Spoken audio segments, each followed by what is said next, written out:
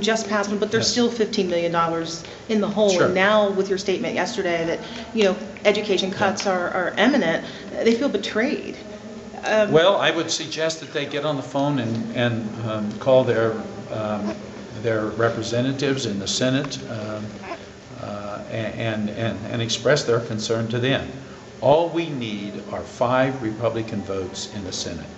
Now, if Senator Harris were to take the leadership and say, I'll be one of those 5 votes, I believe the other 4 votes are there, quite frankly.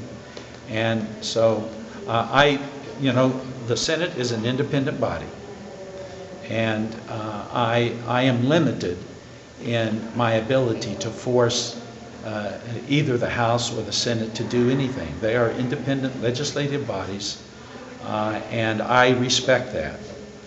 But it is troubling to me, and it is troubling that that out of 21 senators, there are not 5 who will step forward and support this.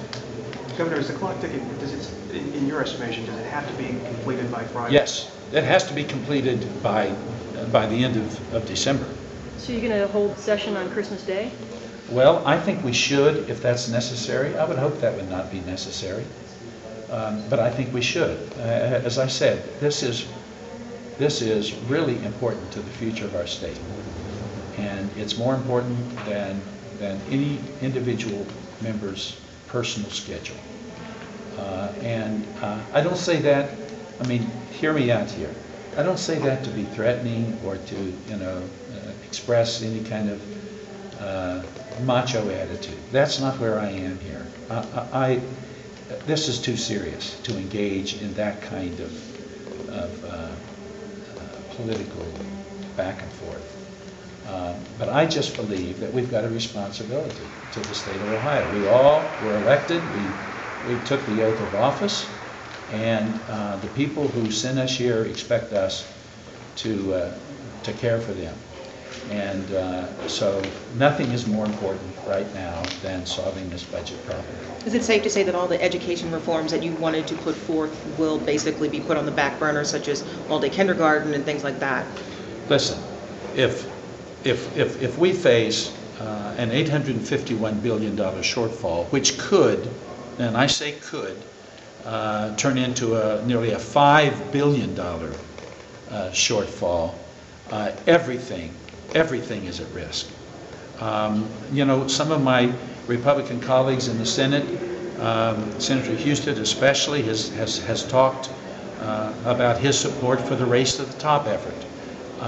That application has to be submitted by January the 17th for this first round of Race to the Top. It would be ridiculous for us to even submit a Race to the Top application if we have so decimated education funding in our state. I think our application would not be considered. So all that is related to that, and the consequences of having to make cuts of that nature. Now, there's been some question as to whether or not I would have to begin cutting immediately. By law, I would not be forced to begin cutting on January the 1st, but I can tell you, in order to be fiscally responsible, I think I would need to, because otherwise you have to backload the cuts, and they would be even more severe, and there would be less time in order to deal with the consequences of that cut in a more gradual manner. Time for about one more question. If the Senate adjourns this or recesses this week without an agreement, are you prepared to call them back? I am. Until an agreement is reached? Well, here again, I don't want to say anything that could be perceived as,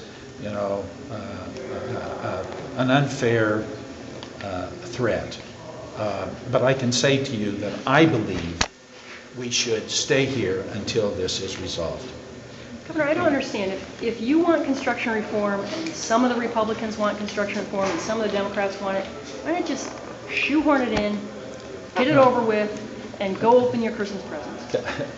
Well, let me answer that, I think, in a thoughtful manner. Okay.